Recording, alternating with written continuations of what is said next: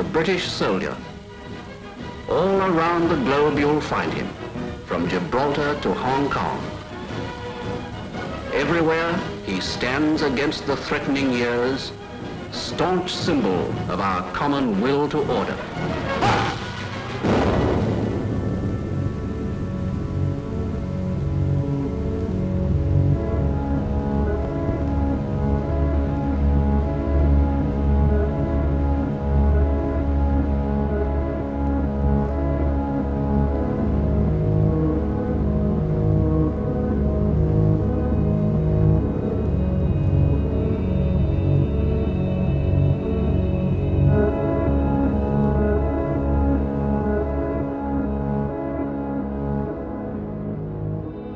The British Empire, the largest empire the world has ever known. For over 300 years, Britain ruled, its armies conquered, and its bankers proclaimed the might of its currency. But one day it all began to fall apart. One by one, countries declared their independence from Britain, and no amount of force could reverse the tide. As British elites saw their wealth, privileges, and empire disintegrate, they began to search for a new role in a changing world, and they found one in finance.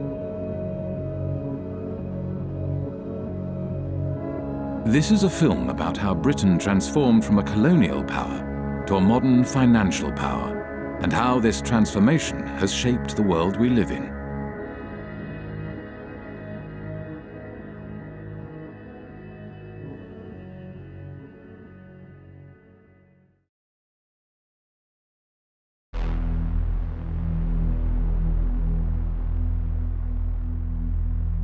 In the days of the British Empire, the City of London was the world's biggest global financial centre. The City of London was the kind of beating financial heart of the British Empire. The historians Kane and Hopkins call it the governor of the imperial engine. All these countries in the empire used to use the sterling currency, and the City of London was kind of the financier of this zone, not just inside the sterling zone, but outside the sterling zone as well.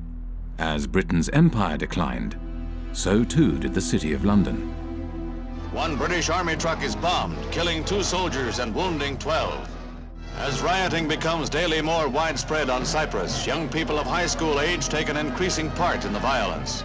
Here, a group of girls are being dispersed after a rock-throwing battle with British military police. With the decline of empire, British commercial interests across the globe were under threat. In 1956, Egypt nationalized the Suez Canal. A new Middle East crisis arises as President Nasser of Egypt tells a wildly cheering crowd in Alexandria that Egypt has seized the internationally owned Suez Canal. France and Britain issue a 12-hour ultimatum.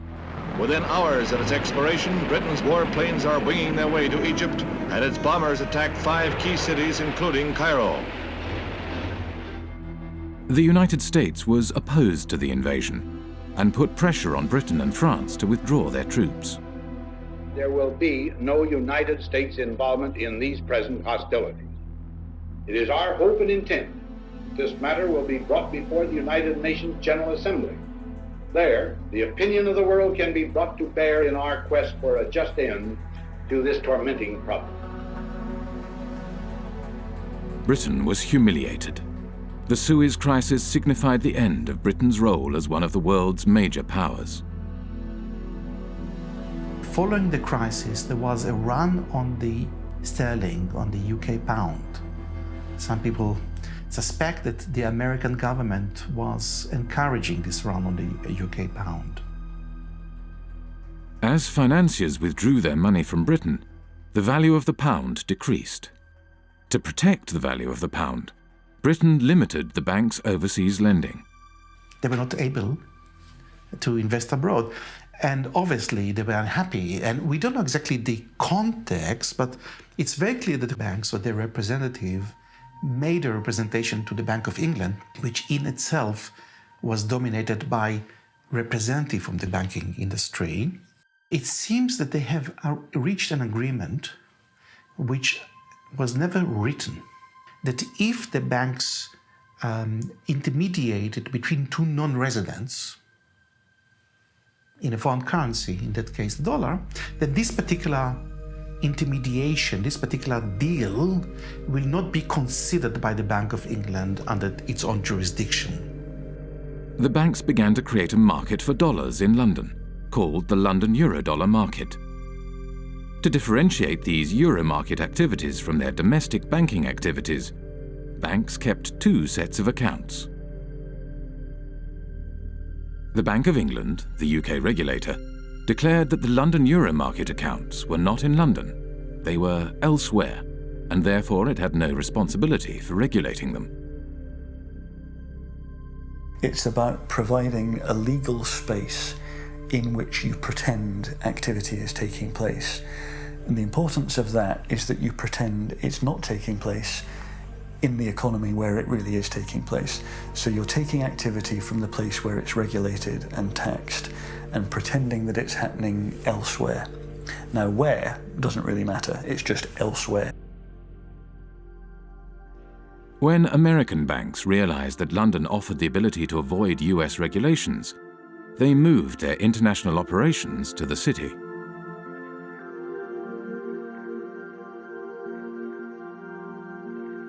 Around the same time as American banks were moving their international operations to London, another new kind of financial space began to emerge, far away from London, in Britain's overseas jurisdictions, the last remnants of empire.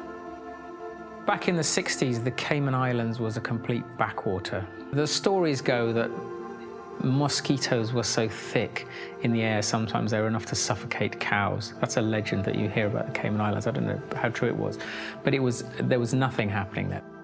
Accountants and lawyers from London arrived in the Cayman Islands and other British dependencies and began to draft a set of financial secrecy laws and regulations. Because these jurisdictions' main selling point was secrecy, they were called secrecy jurisdictions. What the Cayman Islands was doing was straightforwardly illegal activity. Drugs money was coming in huge quantities, tax evasion, whatever you wanted, you could have it. The Bank of England was observing the developments from London and noted in a report marked secret, dated 11th of April 1969, "We need to be quite sure that the possible proliferation of trust companies, banks, etc., which in most cases would be no more than brass plates manipulating assets outside the islands, does not get out of hand.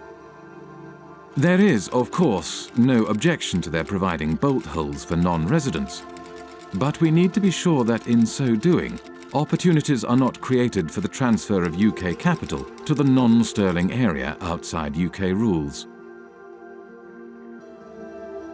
These small territories, the last remnants of the British Empire, which are still overseas territories today, they are still the last remnants of the British Empire. There are 14 of these overseas territories. 7 of them are bona fide tax havens, including the Cayman Islands, Bermuda, the British Virgin Islands. Some of the biggest tax havens in the world today are still British. With access to large amounts of offshore money, the euro market grew rapidly. By 1980, it had reached $500 billion. By 1988, $4.8 trillion. And by 1997, nearly 90% of all international loans were made through this market. The British Empire had sunk, leaving hardly a trace behind. But the City of London adapted and survived.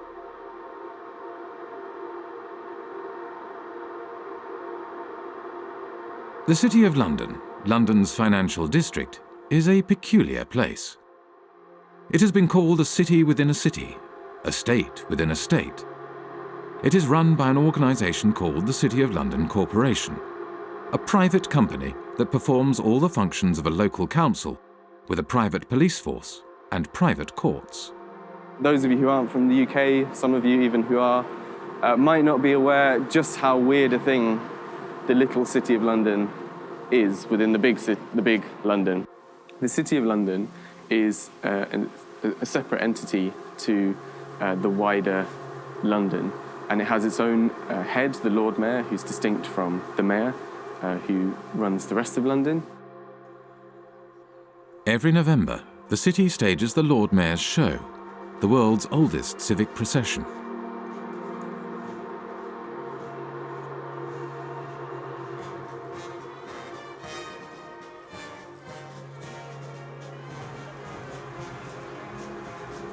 The City of London has long had this curious legal status because back in 1066, when William the Conqueror came over, the city was one of the only portions of England that he failed to conquer, and he struck a deal with the city in 1067 that allowed them to continue functioning. To this day, the City of London is exempt from numerous laws that govern the rest of Britain. Its political system derives from the Middle Ages. The city's electorate is dominated not by its residents, but by the private businesses operating within the city. Its Lord Mayor is selected by the heads of medieval guilds. They have a representative in the House of Commons called the Remembrancer. Apart from the clerks of the court of the House of Commons, he's the only unelected person there. All other lobbyists have to stop, in the lobby. They're not allowed past the lobby. The City of London has a permanent representative in the House of Commons, whose role is to report back to the City of London Corporation and to lobby Parliament on behalf of the city. The Corporation of London, clearly, it's a unique and interesting phenomenon that should have attracted many political scientists, political economists and economists. But I don't know of anyone who has studied systematically the Corporation of London and its impact on policy or economic policy. So we can only surmise. Some people assume or surmise that the Corporation of London is extremely powerful and is able in one way or another to shape British policy, particularly in financial matters. Clement Attlee, the Prime Minister after the Second World War, had something to say about the City of London Corporation. He did, yes. So over and over again, we have seen that there is in this country another power than that which has its seat at Westminster. The City of London, a convenient term for a collection of financial interests, is able to assert itself against the government of the country. Those who control money can pursue a policy at home and abroad, contrary to that which has been decided by the people.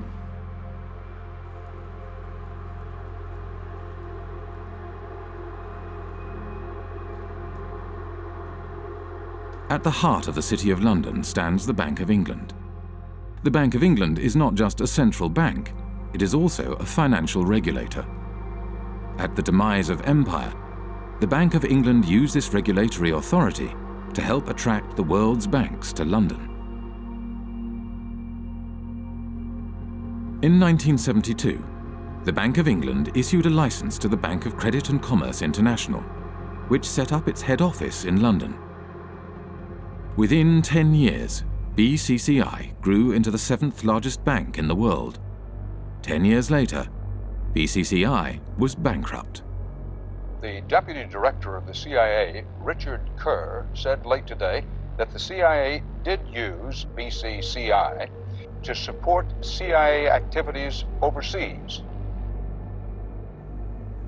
But BCCI had not just collaborated with the world's intelligence services. It had also engaged in extensive financial fraud, money laundering, and terrorist financing. BCCI constituted international global crime of a level that boggles the mind. BCCI was financing terrorism. The Bank of England knew it, says the report, but instead of supervising it properly, it tried to prevent the bank's collapse. I am saying very directly that the Bank of England had sufficient information in front of it to close BCCI 15 months earlier than it did. Millions of depositors were hurt in that process. Numerous whistleblowers from BCCI had contacted the Bank of England, yet the Bank of England did nothing. The Bank of England had plenty of time to intervene and investigate, but it did not do so because the tradition at that time, which still survives, is that, well, actually, you have to just kind of send hints and talk over lunch tables with the chaps regulating other chaps, and all would be well. Robin Lee Pemberton, the governor of the Bank of England at the time of the collapse of BCCI, commented, "The present system of supervision has served the community well.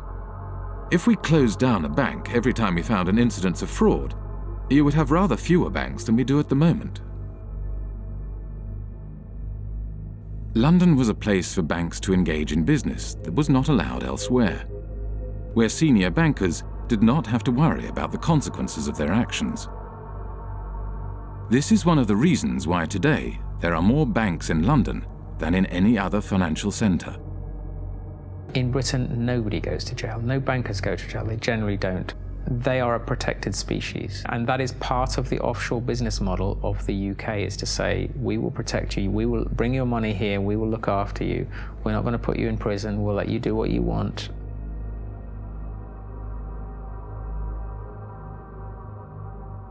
Light touch regulation was one way of attracting business to London. Another was secrecy. From the 1960s onwards, City of London institutions began to establish offshore branches in former outposts of the British Empire. Their aim was to create offshore centres with strong secrecy legislation in order to attract capital from across the globe. Swiss banking secrecy is the most famous, the most well-known. You put your money in a Swiss bank and they promise not to tell anybody, and that's one kind of secrecy. But another kind of secrecy, which is very British, is the trust. And the trust is a very slippery, complicated, and devious mechanism. Trusts emerged, the legend has it, from the time of the Crusades, when the knights would go off and fight in foreign lands, and they would leave their assets in the care of trusted stewards. What trusts do ultimately is they play with the concept of ownership. Ownership is not such a simple thing. So the settlor, the knight in this case, would hand over the assets to someone who these days would be called a trustee. It's often a lawyer. Legally, you are separated from those assets. They're not yours anymore. There's a barrier. You can't be taxed on them. Nobody's going to find anything about your connection to these assets. In Britain's offshore jurisdictions, no qualifications are necessary to be a trustee. Anyone can set up a trust and act as a trustee. There is no registry of trusts. There are no bodies to certify that a trust has been set up. The only persons who know about the creation of this agreement are the trustee and the settlor. There's no obligation to register it. There is no financial reporting obligation of trusts. They're not required to put annual statements onto account anywhere. So actually trusts are, to all intents and purposes, invisible arrangements. Economist John Christensen was an economic advisor to the secrecy jurisdiction of Jersey for 10 years. We're not talking about a few million. We're talking now about trillions. Trillions of dollars of capital, which apparently belong to nobody. For tax purposes and for other purposes, they belong to nobody. Everything, works of arts, gold bullion, racehorses, cars, real estate, not just financial assets, but a whole load of non-financial assets belong to these trusts, sitting there belonging to nobody. Now think that one through, because we are talking about maybe as much as $50 trillion of assets sitting offshore behind these instruments. Well, the Cayman Islands are among several British overseas territories who have signed a new information exchange agreement with Britain and the rest of Europe to tackle tax evasion. The countries are now required to automatically provide details of the ownership of bank accounts and how they're used. Cayman became the first signatory last week. It's important that the Cayman Islands should be recognised as the first overseas territory to sign such an agreement with the United Kingdom. And I think this importantly reflects the constructive approach that the Cayman Islands has taken in delivering our shared objective of rooting out tax evasion. The trust lies at the core of the British secrecy model. They don't use banking secrecy. The Swiss use banking secrecy. The British, of course, are only too willing to kill off banking secrecy because they will then capture a larger market share. That's why the Brits are doing this. Trusts are the basic building block of Anglo-Saxon secrecy, and they form the basis from which complex offshore structures are created. Every secrecy jurisdiction offers a specific set of services, from trusts to shell companies to secret bank accounts and nominee directors. The combination of these services into complex structures, spanning multiple jurisdictions, enables the creation of secrecy structures that are almost impossible to penetrate. An offshore structure will often have a trust kind of sitting at the top of it. The trust will be here managing the assets, kind of controlling the assets. Underneath it, the trust will own some shell companies. Each one might be in a different jurisdiction. So you might have a trust in one jurisdiction whose trustees are somewhere else, whose beneficiaries are somewhere else, which owns offshore companies somewhere else. Each of these companies might then own assets, so that they might own, a bank account, a racehorse, a yacht, a painting, a portfolio of shares or whatever. There are numerous variations of trusts and offshore secrecy structures. There are offshore lawyers whose work entails the creation of ever more complex and obscure structures. The aim of these structures is to hide the identity of the owners of offshore assets and allow offshore wealth to be recycled back into global markets. But looking on the amount of money being administrated from tax havens, you see that it is a curve going like this. And all the talking we have been doing along with other wonderful people fighting against tax havens has not changed anything, It is the word where you say, go on talking, and go on talking, you're interesting me, and I'm going on doing what I want to do. We know everything today because we have had the Panama Papers, we have seen it, and we are not able to act upon it. And we are not able to act upon it because this system is really protecting the few people that are having benefit from it. And these are in percentage very few people, but they are powerful. And I see in the Panama committee that I'm sitting in, the only thing that could change this is to have a public accessible register of the beneficial ownership of trusts and of all kinds of companies. It is easy. The Panama Papers are a collection of leaks from the offshore law firm Mossack Fonseca. Mossack Fonseca is the fourth largest offshore law firm. The other 9 of the 10 largest offshore law firms are registered in British overseas jurisdictions. When countries complain to Britain about the activities run out of its offshore havens, Britain claims that these places are independent and that there is nothing it can do. I've heard time and time again from officials in Berlin and in Paris and in Washington and in other countries that they've been told by the British government that, yes, they're well aware of what's going on in Jersey and they think it's very unfortunate, but they don't have the powers to intervene. Well, that's a straightforward lie. They do have the powers to intervene. They just choose not to. Britain plays this kind of game of pretending, when it suits them, to pretend that these places are independent. At the end of the day, Britain appoints the governor, appoints lots of senior people in these places. They're responsible for foreign relations and defence, and also they can veto their legislation as well. So Britain has a massive degree of control. Basically, it is controlling these places, allowing them a little bit of political space. During his time as economic advisor to Jersey, John Christensen frequently travelled to London for talks with various British government departments. As economic advisor, I had a lot of contact with different departments. Traditionally, UK governments have tried not to interfere in the domestic affairs of places like Jersey. So it happens in a more subtle sort of way. You kind of go and talk to someone, either at the Home Office or the Treasury, and they'd say, well, not actually particularly keen on this piece of legislation. It might be a good idea if you didn't go down that route. And over a cup of tea, that's quite a strong signal. That's a signal, go back to the island and say, they don't want you to do this. The British government prefers not to interfere overtly. Instead, it communicates its desires through informal discussions. There is no paper trail or official statement. discussions take place behind closed doors.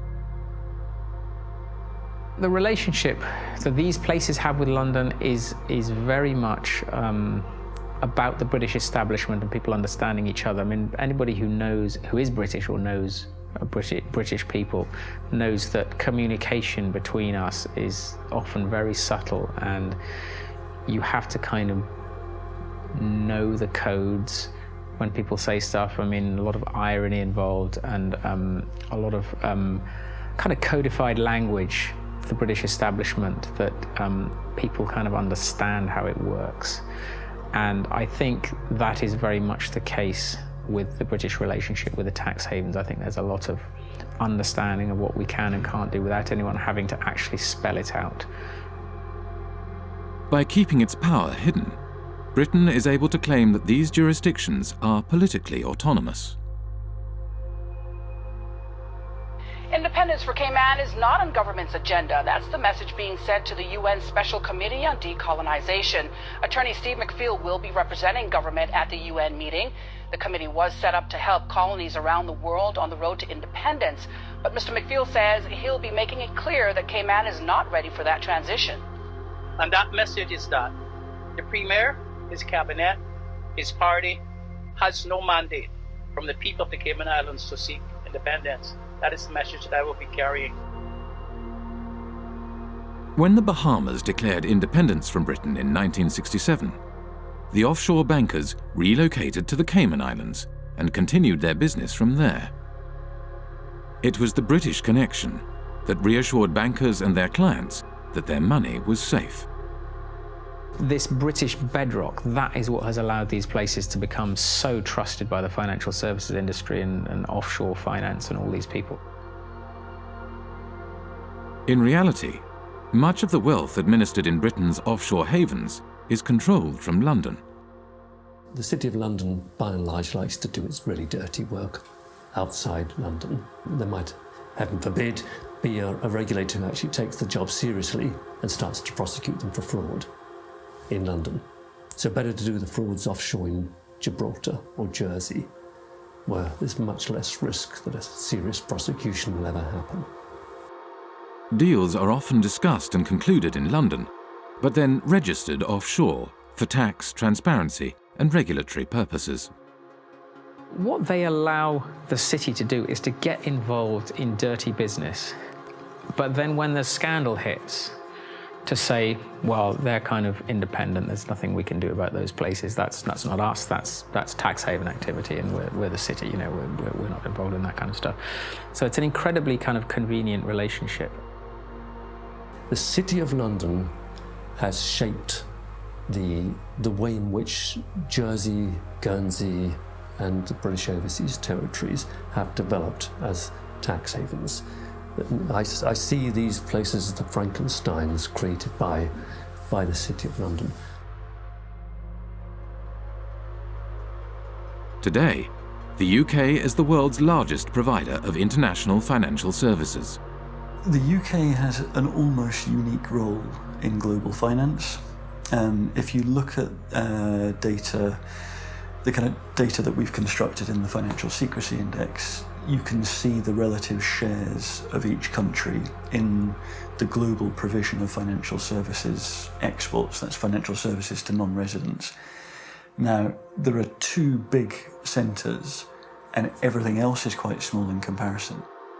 The two large centres are the United States, with around 19% of the global market, and the United Kingdom and its offshore jurisdictions, which have around 25% of the global market. And if you add to that other jurisdictions, ex-colonies, but recently independent, fairly recently, by which I mean Hong Kong, Singapore, maybe even Dubai and Bahrain, and Cyprus, then you reach a figure of nearly 40%. And I think that figure represents better the position of London in the global financial market. The soldiers left, the administrators left all the colonies, but they still kept a significant degree of control over the financial flows from these former former parts of empire in the rest of the world. So you could describe it as a second empire, Britain's second empire, sort of hidden financial empire spanning large parts of the globe. At the time of the British Empire, the City of London was the world's largest global financial centre. Not only Britain's colonies, but also independent countries did their banking in London and used the empire's currency for trade and financing. As the empire declined, so too did the City of London. The establishment of the London Euro Market enabled City of London banks to continue to exploit their empire-era networks and expertise, and the creation of secrecy jurisdictions gave banks access to large amounts of cheap money. International banks from across the globe set up branches in London and Britain's offshore jurisdictions in order to take advantage of this new system. This system has taken the place of the occupation, up till 62. For France, I don't know for England, but about the same time, England were physically present in India, for instance, or in other colonies. And when you look at the money flows through the tax havens, they are increasing when we withdraw from the colonies. We are still plundering developing countries as former colonial powers. Wealthy individuals, organized crime, and corporations shifted their wealth offshore in exchange for secrecy and no tax. And as countries around the world began to deregulate and open their economies, it became ever easier to do so.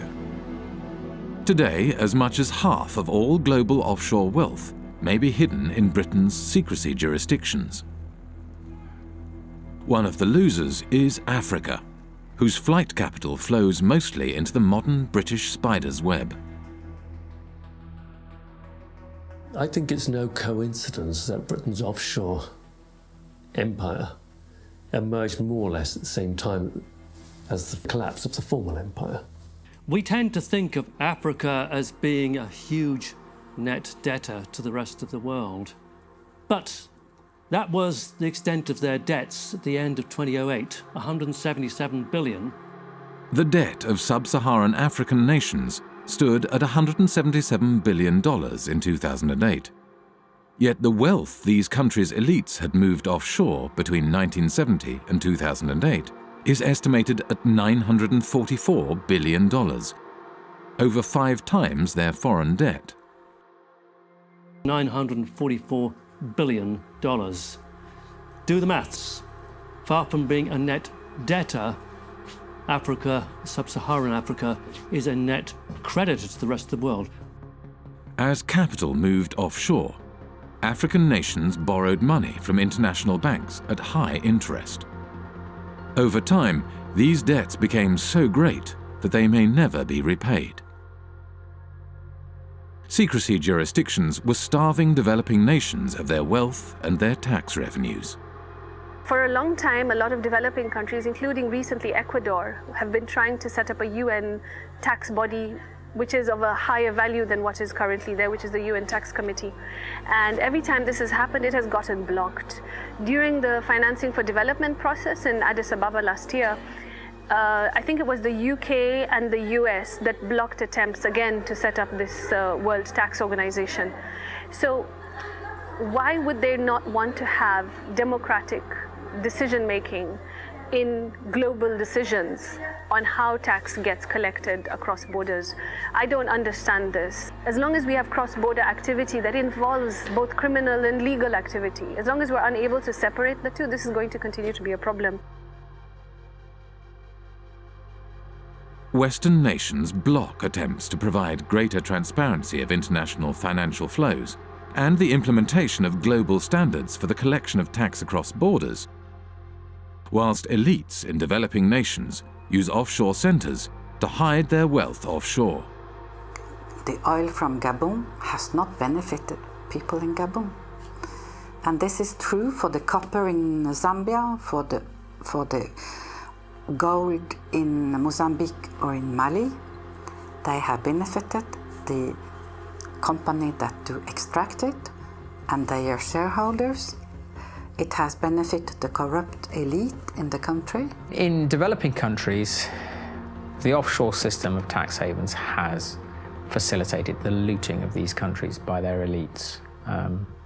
It has enabled them to steal the money and keep it safe somewhere else. Illicit financial flows, because the anonymity that drives them creates incentives for people in positions of power to be corrupt. This is why there's a group of countries where development progress is so difficult.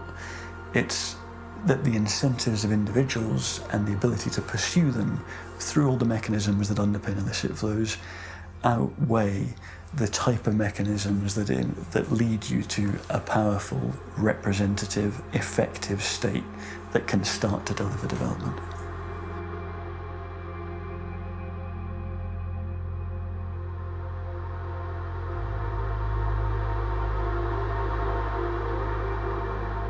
Worldwide, developing countries lose over $1 trillion every year in capital flight and tax evasion. Most of this wealth flows into large Western nations like the United States and Britain and enables their currencies to stay strong, whilst developing nations' currencies remain weak. But illicit flows into Western nations also had another unexpected side effect. The economies of the United States and Britain began to financialize. The origins of this financialization, or de-industrialization, go back to the 1960s. Anti-war demonstrators protest U.S. involvement in the Vietnam War in mass marches, rallies, and demonstrations. President Johnson, meanwhile, let it be known that the FBI is closely watching all anti-war activity. In the 1960s, U.S. economist Michael Hudson was working at Chase Manhattan Bank on Wall Street as Chase's balance of payments economist.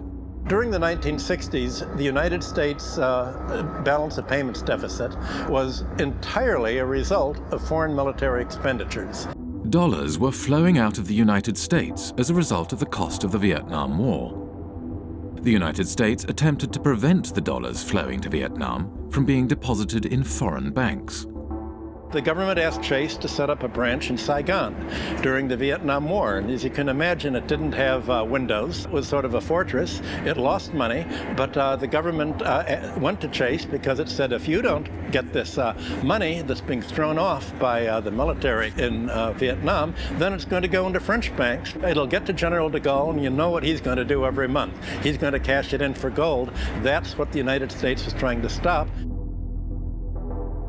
The US was not successful in stopping the outflow of money, so it began to hatch a different plan. In 1967, Michael Hudson was handed a memo by a former State Department employee. In 1967, I was given by a former State Department employee in the elevator at Chase Manhattan a memo from the State Department urging that Chase Manhattan would take the lead in helping the United States become the Switzerland of the world, meaning the flight capital. The State Department, through Chase, asked me to estimate how much money do you think is available if America were to become the new Switzerland, and how do we do it? The plan was to organize offshore banking centers in the Caribbean and elsewhere, and the hot money wouldn't come directly into Chase because that wouldn't be nice and very legal. What happened was that the Latin American criminals, other criminals, drug dealers, all sorts of organized crime, would put their money in the offshore Caribbean banks, and these offshore banks would then deposit the inflow in the head office. By moving offshore dollars back into the United States, the US was able to stop the outflow of dollars and support the value of its currency. Every country looks to its foreign exchange rate. And the foreign exchange rate is not only imports and exports, it's capital movements. And if you look at the International Monetary Fund's monthly international financial statistics, you have sort of a steady balance of trade, a steady immigrants' remittances. What goes up and down are called errors and omissions. What the United Nations and the IMF call errors and omissions are flight capital. It's the reason that it's omitted is they don't like to really look at this. In the 1930s, Roy Ovid Hall, economist for the U.S. Commerce Department, wanted to include criminal movements in the balance of payment statistics. And Congress got very upset. I was told in Washington, the argument was, we're a Christian country. We don't want to report crime. It's just, don't look at it. And they forbid him to include criminal money in the balance of payments. I guess now you call it errors and omissions. You don't call it criminal inflow and outflow. In the 1960s and 70s, Britain was faced with a similar dilemma as the United States.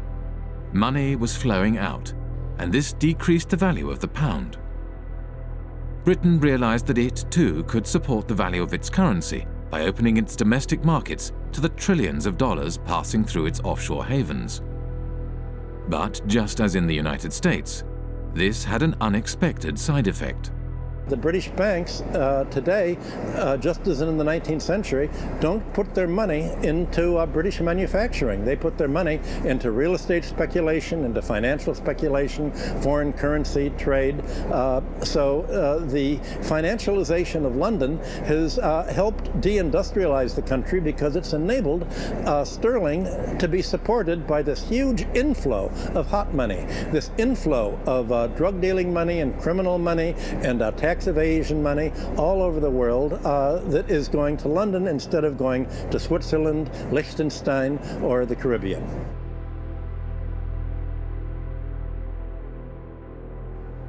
With the silent backing of the United States, Britain's offshore havens grew rapidly, and before long, the offshore system developed into the world's dominant international financial market.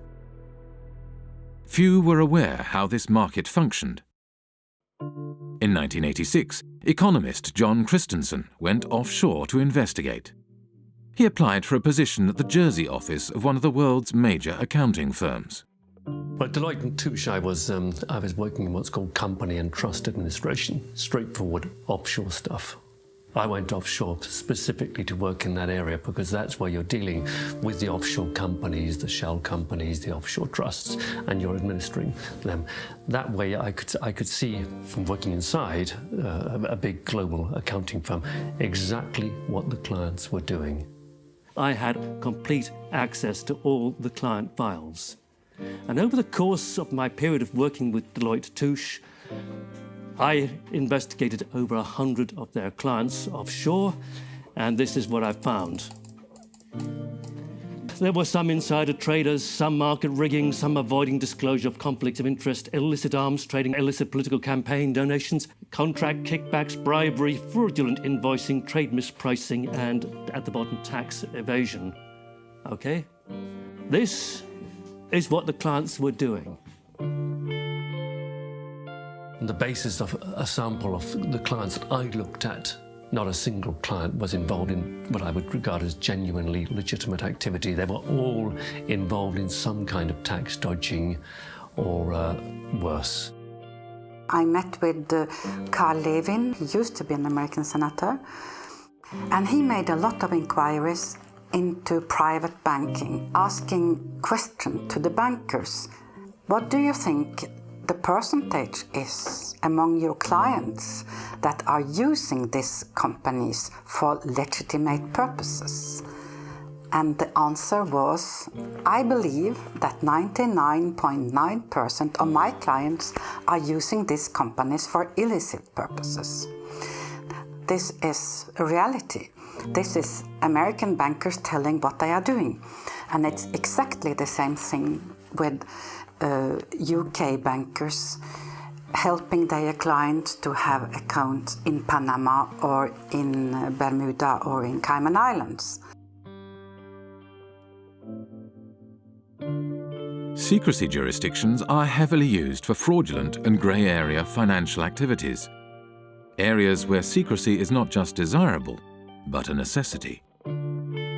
Legitimate financial activity has no need for the secrecy offshore havens provide, nor a desire to pay the high fees offshore banks and law firms charge. Today, close to half of the world's secrecy jurisdictions are British dependencies. In public, these jurisdictions claim they are transparent and their financial services sectors are engaged in legitimate financial activities. Our economy is not based on secrecy. It's based on transparency. It's based on a sound regulatory environment. It's based on good governance and good government with a British government legal system. That's what our financial institutions are based on. Well, tonight we have a response from the head of Cayman Finance after a group of U.S.-based anti-tax evasion activists announced plans to travel to Cayman to draw attention to what they feel is corporate tax evasion. Finance Chairman Mr. Richard Cole says he's encouraging the group to visit and says our financial sector has nothing to hide. I would say if anybody wants to come to Cayman to find out what's coming, you know, what we do here, come on down. We have no secrets here. When I went to the Cayman Islands back in 2008, I think it was, I called the government spokesman and he said, okay, we have had an order from on high that nobody is allowed to speak to you. You are off limits. In 2011, journalist Nicholas Shaxson released Treasure Islands, a groundbreaking book about the offshore system. The author of a series of international media reports says he would welcome a debate with Cayman Finance Chair Tony Travers. Mr. Travers recently called Nicholas Shaxson an imbecile with the understanding of an 11-year-old. There are always going to be the politics of envy. Now, the politics of envy are exacerbated by imbeciles who don't actually understand what's going on in the Cayman Islands. I don't know what he's talking about. And furthermore, he doesn't know what he's talking about. The Cayman Islands is the 5th largest financial centre in the world.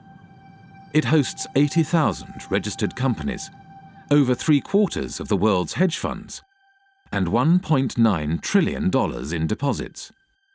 It has a population of 60,000, roughly equivalent to New York's homeless population. A strange mixture of characters populate the offshore world. British ex-public schoolboys, members of the world's intelligence services, global criminals, assorted lords and ladies, and bankers galore. With so much at stake for so many wealthy and powerful individuals, it may come as no surprise that Britain's offshore havens have developed their own curious mechanisms to prevent information from leaking out. For many people who work offshore and who don't like what they're doing, it's very hard indeed to dissent, because they will be attacked personally with a degree of viciousness which is quite extraordinary. Most of the time, the instruments of suppression are relatively sophisticated. You won't get promotion by doing this, or your family won't like it. It's not generally, let's slam them in prison. That's far too crude. We are talking about very substantially, the establishment, the British establishment in these cases. The mechanisms are very, very subtle. Sort of ostracism is one way of doing it. These peculiar mechanisms for, if someone tries to blow the whistle, you find all sorts of methods that aren't the most, just fire them, you give them far too much work to do, you steer them in a different direction. One person who is intimately familiar with how suppression works offshore is former Jersey Senator and Health Minister Stuart Sivray. In 2009, he leaked a report on a rogue nurse suspected of killing patients at Jersey's hospital. It all came to a head during a state's debate on Tuesday the 10th of March. Senator Stuart Sivray brought the sitting to a standstill, claiming Senator Jimmy Pershard had sworn at him and told him to go and top himself. Senator Pershard denied the claim, saying, "I absolutely refute that." But less than a week later, he was forced to admit he'd lied. Senator Persaud has now admitted that on another occasion he did tell Senator Stuart Sivray to go and do everyone a favour and slit his wrists. I was arrested at my house one morning by 6 plainclothes police officers. There were another 2 specialist data search police officers on hand, and also another 2 police officers in full body armour, one of those battering rams they kind of use in drugs raids. So 10 police officers descended on me without a search warrant. The property was turned over from top to bottom. All of the computers were seized and searched. All kinds of private constituency data was stolen by the police. Shortly after we began filming, a police officer exited the police station. As he hurried past, he grinned at the camera. The officer was on his way to test the sirens on his motorbike, which he did at intervals throughout much of the remainder of the interview. When it came to prosecuting me, Stuart Sivray was prosecuted under the data protection law. Now, when the authorities were prosecuting me, I claimed that this was a legitimate public interest disclosure defence. And I, with an expert witness, was able to produce a set of reports that effectively destroyed the prosecution case. In reaction to this, the magistrates ruled that Stuart Sivray's defence case, that he had leaked the report in the public interest, would no longer be admissible, but continued to prosecute him all the same, without a defence case. Over the past 7 years, Stuart Sivray has been repeatedly taken to court and imprisoned 3 times. He does not know when or if the persecution will end, nor does he know when he will find himself behind bars again. To look at Jersey from the outside, it looks like it's got a prosecution system, it looks like it's got a court and a legislature, but none of it's real. It's a Potemkin village. None of these systems in Jersey meet the tests of being objective or actually functioning properly. The experience that Stuart Sivray had is, he's perhaps at the blunter end of the scale. He was simply suppressed and taken to court on trumped-up charges. So let's carry on pretending to do the interview. They might get bored. This is the kind of how oppression happens in Jersey. You see, all kinds of little things get done to harass people. Even they don't often go to the kind of extremes that they did against me in terms of actually arresting me and putting me in prison. But the authorities use all kinds of other lesser little methods to interfere with people, kind of sabotage things. Obstruct people, make life difficult for people. If you annoy the establishment in Jersey, you won't get a job here. Your children won't get decent jobs. That's kind of how it works. I went to Jersey in March 2009 with Nick Shaxson. About 24 hours after we arrived in Jersey, we were there for several days. Nick said, have you noticed that we're being followed? Ever since we arrived at the airport, we've been followed. He said, don't look now, but we're being followed now. Turns out he was quite correct. We were being followed. And I found that very disturbing indeed.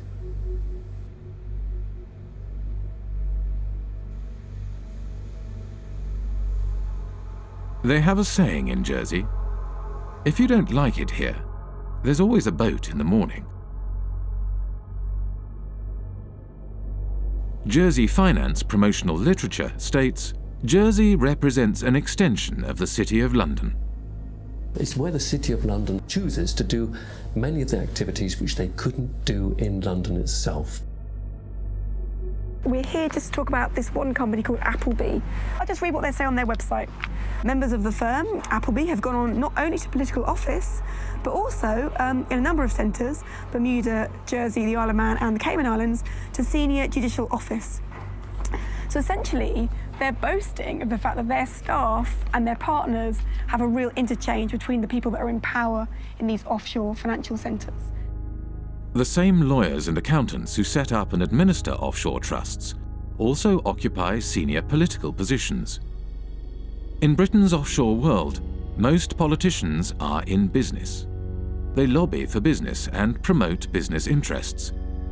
They draft, refine, and pass legislation. Politicians sit on the boards of the companies they are supposed to regulate. There is no place for dirty money in Britain. Indeed, there should be no place for dirty money anywhere. The challenge I'm laying down for every country today is to root out the rot of corruption, to ensure transparency over what your own companies are doing. Require transparency for foreign companies in your country too, and work with us to spread this approach to transparency around the world. In public, British politicians claim they are cracking down on secrecy jurisdictions and corruption. But in practice, they do the opposite. When I talk to politicians in Brussels, they say that they've had more lobbyists from London, and including politicians, come to them to protect the City of London's interests than they've had from every other European member state combined, which gives you some idea of the extent to which British politicians see themselves as essentially lobbyists for the City of London. We begin with our big story. Cayman's efforts to ensure transparency in its financial services sector is being recognised by the international community.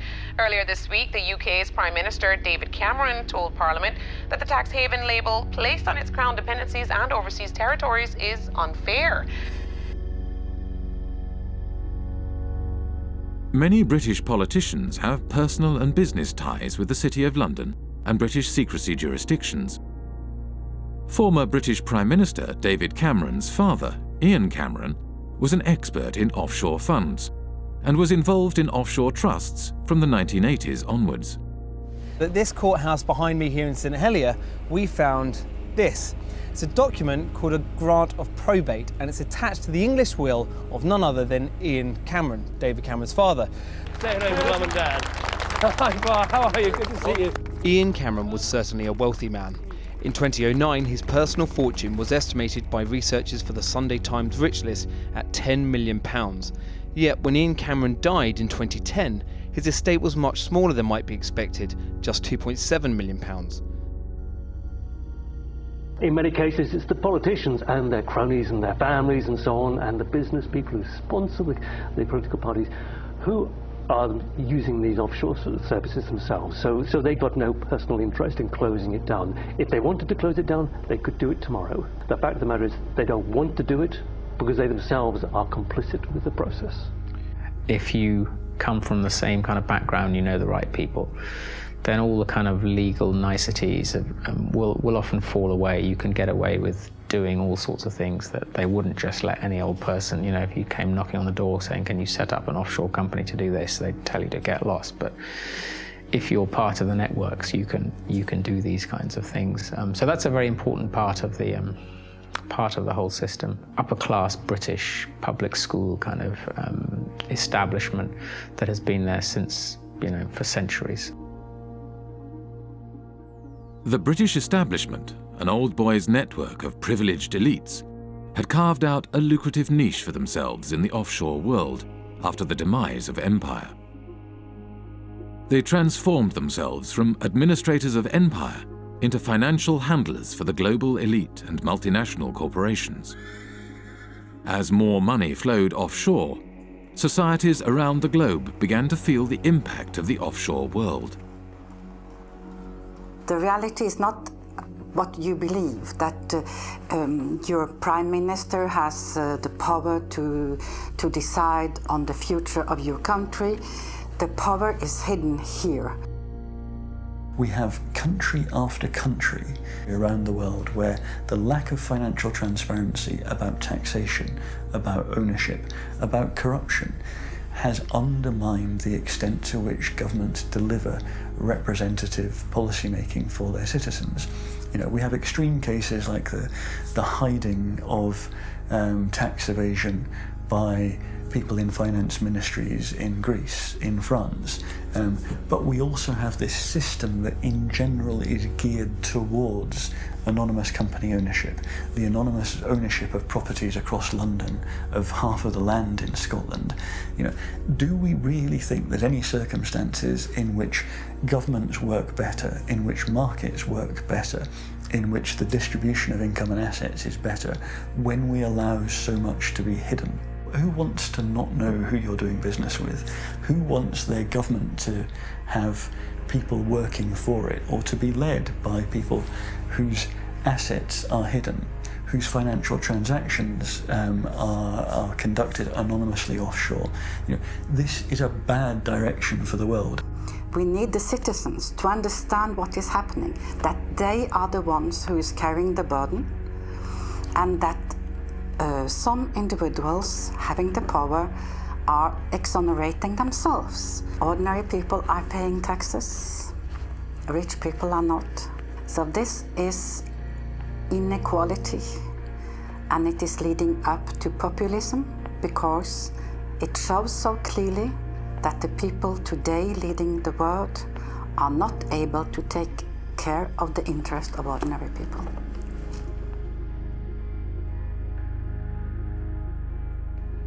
Back in the 60s and 70s, tax evasion or pushing back against taxation, it was kind of seen as anti-establishment. So, the Rolling Stones and Phil Collins, all these people kind of going offshore, going away. It was seen as a sort of rebellious thing to do. And if you fast forward to the present day, now that is the establishment. The offshore system is the establishment. Today, offshore is the way elites and multinational corporations conduct their affairs. Tax evasion is the way business is done. This kind of sophisticated cheating requires a huge infrastructure. We like to talk about the pinstripe infrastructure of highly educated people who think it is their right to help others to cheat societies. We have a new mafia in town. It does not actually shoot people, does not put bullets in their kneecaps, but its trade is just as deadly. It deprives people of opportunities to have healthcare, education, security, justice, and essentially a fulfilling life. Accountants form the backbone of the offshore system. They administer the structures that allow individuals and corporations to shift their money offshore and evade taxes. There are about 2.5 million professionally qualified accountants on this planet. About 330,000 are in the UK. Well-known people, well-dressed, well-fed, highly paid, are sitting in city centre offices, and they are paid to dream up tax avoidance schemes for individuals and for corporations. We can all elect a government which says, vote for us, we will give you better healthcare, better education, better security. And next day accountant says, sorry about that, folks, you elected this government, but we actually got a tax avoidance scheme, and the Amazons and the Googles and Microsofts won't be paying any taxes in your jurisdiction. Too bad. You voted for it, but actually you're going to get something else. So it's a crazy world that part of the business model at big accountancy firms is how to deny public the services by erosion of tax revenues.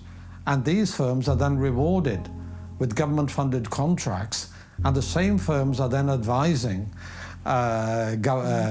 local governments and the central governments, and the same firms then report on the company accounts and tell us all is well. When I argue this with a Pricewaterhouse partner in a face-to-face debate, he said, Professor Sikkar, you never give us credit for anything. We generate millions of dollars of revenues, and we have lots and lots of satisfied clients. What is your problem? And my response was very simple: that's the language of drug pushers and pimps.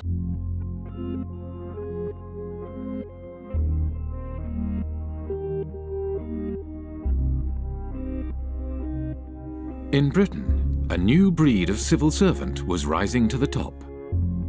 One such civil servant was Dave Hartnett, who rose to the top of HMRC, the UK tax authority.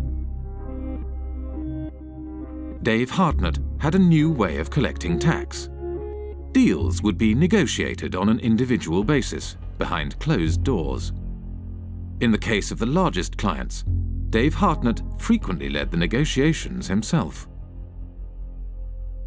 British Telecom was one of the first companies through the programme and received a refund of over £1 billion. BT's chief executive, Ben Verweyen, wrote, "Earnings per share up 14%, and nice to know that we have a £1 billion credit from the taxman." Dave Hartnett claimed this approach was more efficient. Litigation in the courts is really phenomenally expensive in this day and age all over the world, and I think is to be avoided where possible. And the art is to persuade people to pay by strength of argument and the like.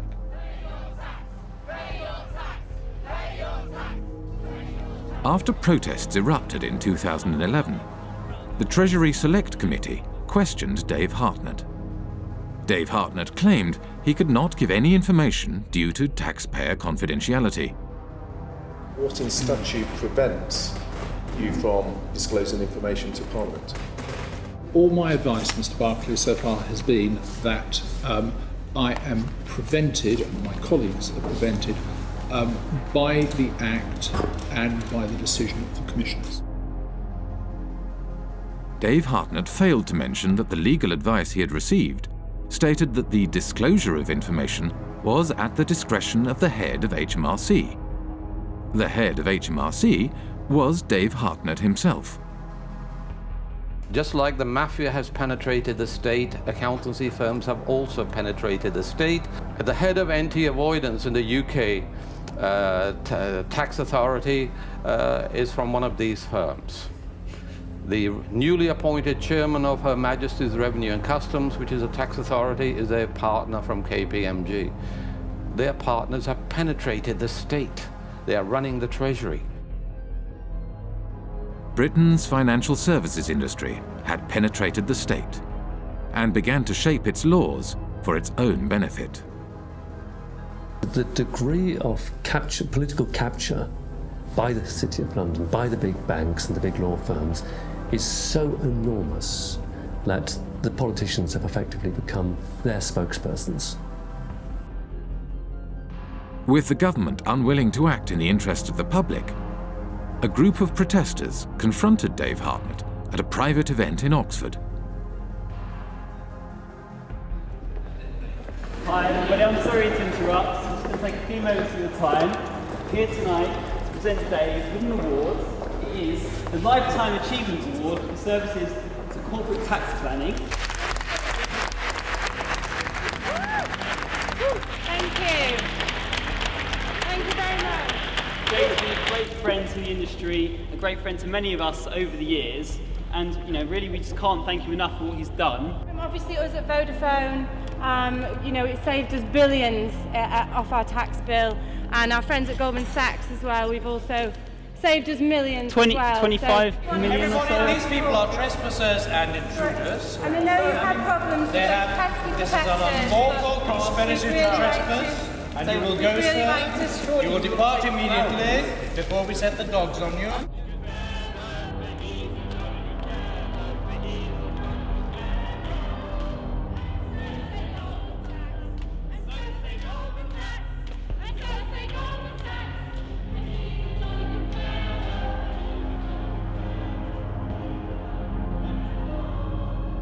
Go. You're trespassing. So sorry. Please You are trespassing, scum. Go.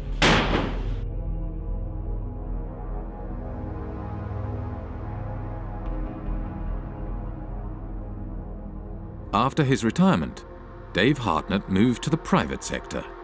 One of his positions was at accountancy firm Deloitte, where he advises foreign governments on corporate taxation.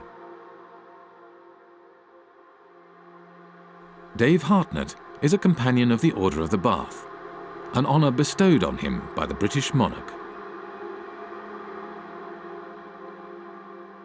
We have former ministers acting as advisors to accountancy firms. Accountancy firms provide jobs and consultancies for potential ministers. To my mind, really, it's an indication of corrupt structures. People are buying and selling influences.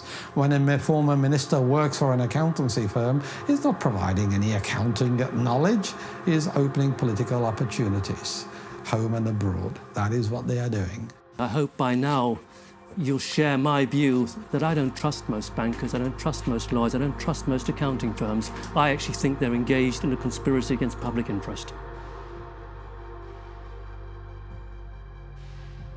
In Britain, secrecy and complexity in finance and government help to obscure corruption in public office.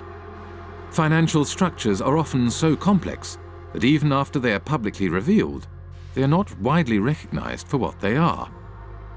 An example of this is PFI, the Private Finance Initiative. PFI is Private Finance Initiative.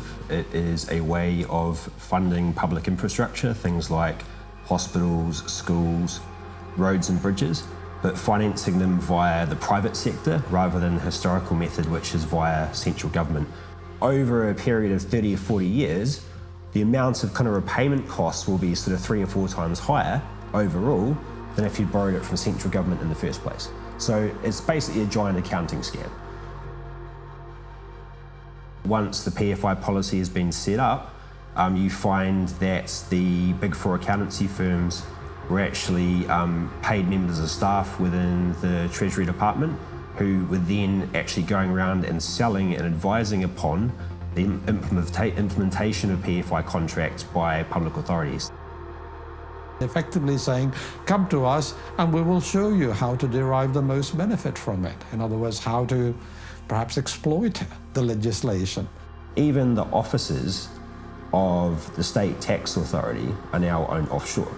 HMRC, which is the tax collector here in the UK, their offices are owned in Bermuda by a company called Mapley Steps. It's quite incredible. The company that owns the PFI contract to run HMRC's head office borrowed money from offshore investors at 15% interest. Because the interest was so high, the company was losing money. Therefore, it did not pay tax. In 2011, HMRC could not prove that any PFI company was paying any tax in the UK. I think we need to have a serious conversation about the role of government in this whole debacle and how much our government has been penetrated by big banks and accountancy firms, and ultimately in whose interest it operates.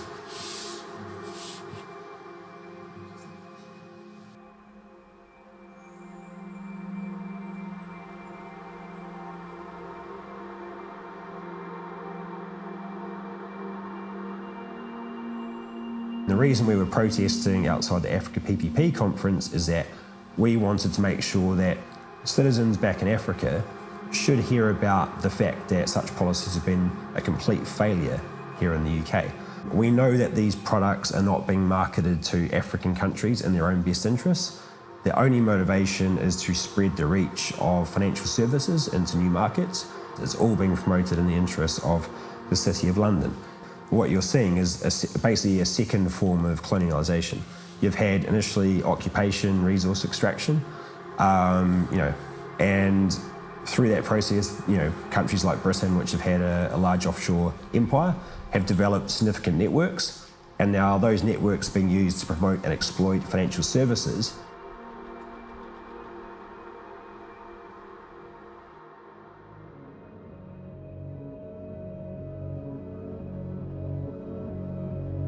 The City of London was the beating financial heart of the British Empire. As Britain's empire declined, the city transformed itself from a hub operating the financial machinery of empire into a global financial centre.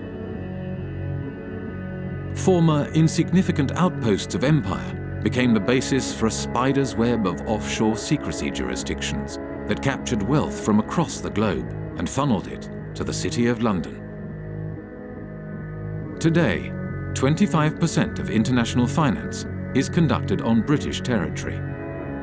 almost half of the world's secrecy jurisdictions are under British protection. Up to half of all offshore wealth may be hidden in Britain's offshore havens. Financial services is how Britain's elites make their money. And it is also where former government ministers, senior civil servants and retired spooks from MI5 and MI6 receive lucrative consulting positions after their time in public service. Together, they have transformed Britain and its dependencies into the world's largest tax haven, harming development throughout the world and turning Britain itself into a country that serves, above all, the interests of its elites.